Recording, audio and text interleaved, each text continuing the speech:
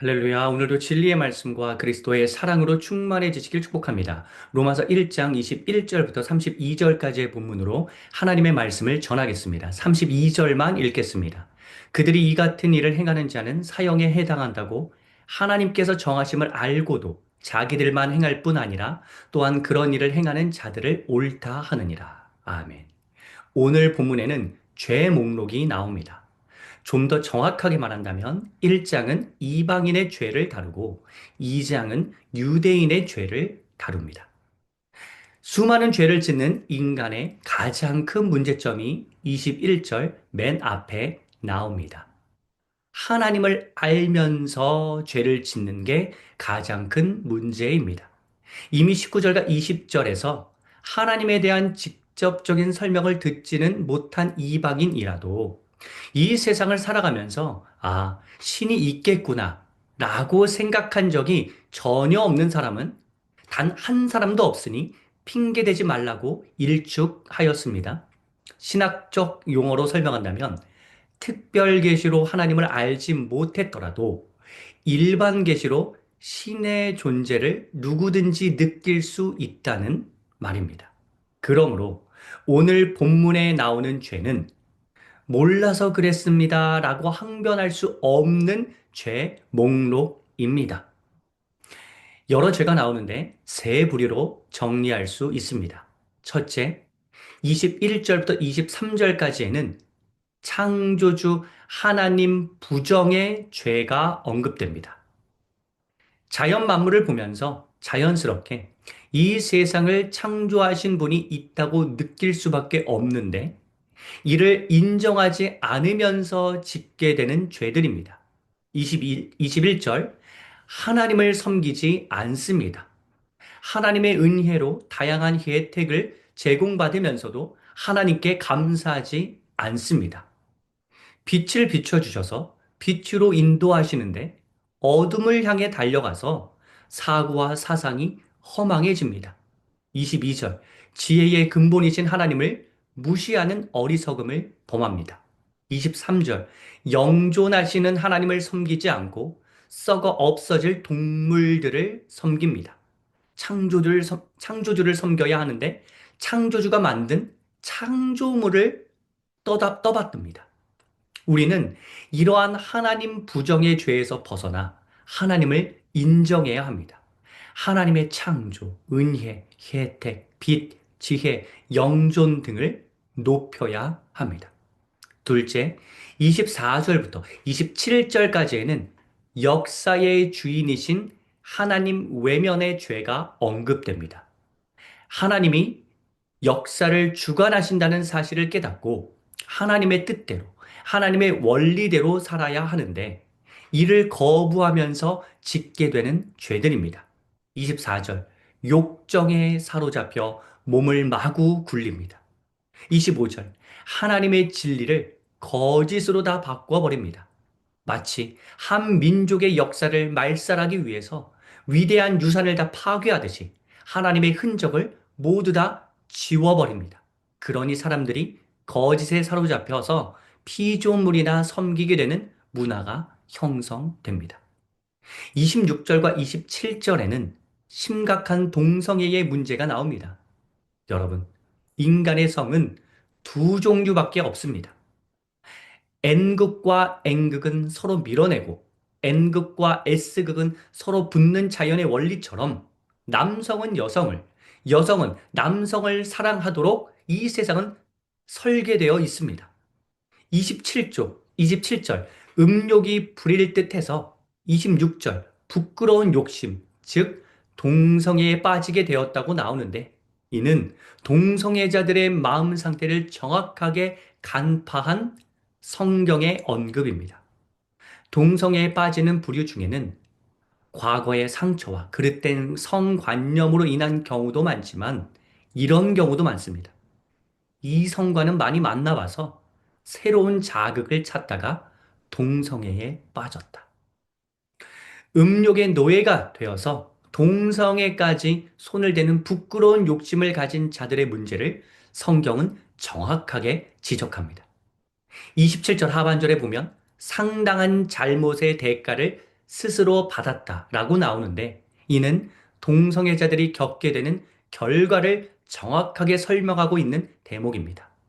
동성애에 빠지면 자기의 몸과 마음과 영혼이 파괴되는데 이를 언론은 잘 보도하지 않습니다. 마치 해로운 담배에 대한 경고성 광고가 요즘은 활성화되어 있는데 예전에는 없었고 심지어 과거에는 담배를 권장하기까지 했듯이 현재 이 세상은 동성애의 해악을 알리지 않고 동성애를 권장하는 분위기입니다. 의식 있는 사람들에 의해 이제는 담배의 해악이 널리 알려졌듯이 동성애 이슈에 대해서 깨어있는 기독교인들이, 깨어있는 사람들이 동성애에 빠지면 얼마나 망가지는지를 널리 알려야 하는 사명을 지니고 있습니다. 동성애의 가장 큰 문제는 하나님의 원리에 정면 도전하는 행동인 점입니다. 하나님이 이성을 사랑하도록 창조하셨는데 그거를 뒤바꾸니 큰 문제가 됩니다. 여러분, 하나님의 원리를 왜 뒤바꾸려고 하십니까? 그렇게 뒤바꾸고 싶으시면 밥을 입으로 드시지 말고 귀로 드시는 건 어떤가요? 코와 입을 막고 피부로만 숨을 쉬어 보시는 것은 어떠신가요? 그게 정상적인 인체 활동이 아니지 않습니까? 하나님이 창조하신 대로 살면 가장 안정적인데 왜 마치 사춘기에 객기를 부리는 일진처럼 그렇게 행동하십니까? 하나님의, 하나님의 원리로 형성된 역사적 원리 안에서 우리는 살아야 합니다. 특별히 24절에 보면 하나님이 더러움에 내버려 두사라는 표현이 나옵니다. 28절에도 상실한 마음대로 내버려 두사라는 표현이 나옵니다. 이 내버려 두사는 하나님의 방치가 아닙니다. 아무리 하나님이 도와주고 싶으셔도 마치 완전히 마약의 노예가 된 사람처럼 도박에 중독된 사람처럼 망가져서 회복이 불가능해진 안타까운 상황이 연출되었다는 의미입니다. 하나님 탓이 아니라 사랑의 하나님이 주신 자유를 오남용한 인간 죄악이 얼마나 심각한지를 나타내는 표현입니다. 셋째, 28절부터 31절까지에는 하나님의 형상 거부의 죄가 언급됩니다. 우리는 하나님의 형상으로 지음받았습니다. 하나님의 거룩함을 우리의 삶 속에서 드러내도록 창조되었습니다. 하나님이 우리를 창조하신 이유는 우리를 통해서 하나님이 영광을 받기 위함입니다. 그러므로 본성이 악한 인간은 악을 거부하면서 하나님의 형상을 삶에서 드러내야 하는데 반대로 악이 아닌 하나님의 형상을 거부하고 악을 수용하여 자기 마음대로 행동하는 잘못을 저지르는 것입니다. 28절. 하나님의 이름만 들어도 치를 떨고 싫어합니다. 그러면 올바른 판단력이 상실되어 죄가 죄를 부르는 죄의 반복과 점층이 일어나게 되는데도 말입니다.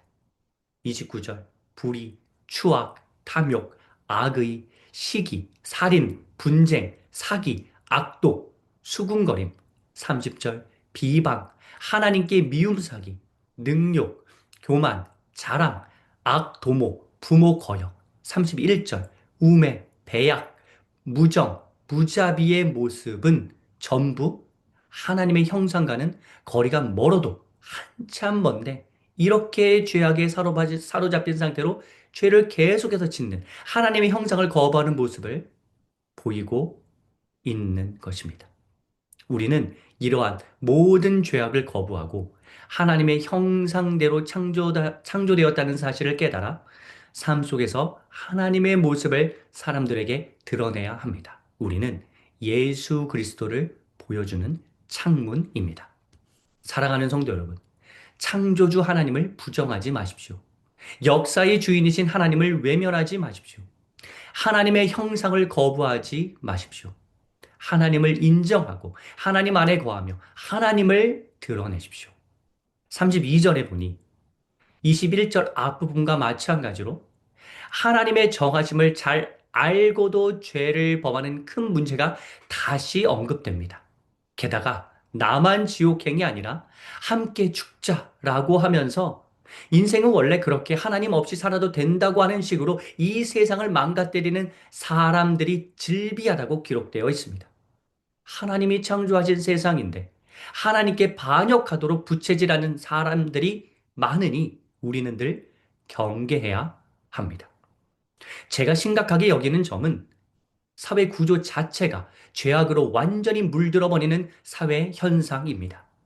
여러 기관의 수장이 완전히 하나님을 떠난 정책을 펼쳐서 나라 전체를 마비시키고 하나님의 원리로 교육받아야 하는 아이들의 순수한 세계까지 침투하여 죄악된 반기독교적인 사상을 세뇌시키려고 하는 움직임을 매우 큰 문제로 저는 봅니다. 로마서에 나오는 죄악상이 예나 지금이나 이 세상에 만연합니다. 우리가 살고 있는 이 세상이 안타깝게도 사탄의 놀이개로 점점 더 전락하니 참으로 침통합니다. 여러분, 오늘 본문에 나오는 죄 목록을 보면서 우리는 먼저 나를 돌아봐야 합니다. 그러고 나서 자녀들을 확인해야 합니다. 그러고 나서 자녀들에게 영향을 주는 학교와 제도와 사회의 문제를 개혁하기 위해 뛰어들어야 합니다. 지금 우리가 넋놓고 있으면 다 뺏깁니다. 반드시 하나님의 창조 질서와 원리대로 이 세상이 운영되도록 우리는 치열하게 싸워야 합니다.